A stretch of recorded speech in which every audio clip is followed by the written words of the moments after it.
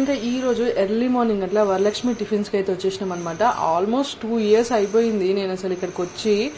So ఇంకా ఈ రోజు అయితే వచ్చేసినాం అనమాట. వచ్చేసి యాజ్ యూజువల్గా నా ఫేవరెట్ గీ కారం ఇడ్లీ అయితే ఆర్డర్ చేసిన, అండ్ అట్లనే మైసూర్ బజ్జీ కూడా ఆర్డర్ చేసిండే. సో ఇంకా బిల్ తీసేసుకొని అన్నకి ఇవ్వగానే ఇక మొత్తం రెడీ చేసేసిండు. ఇడ్లీని మొత్తం కారంతో గీతో స్నానం చేపించేసి మంచిగా పల్లి చట్నీ వేసి అల్లం చట్నీ వేసి ఇచ్చేసిండు.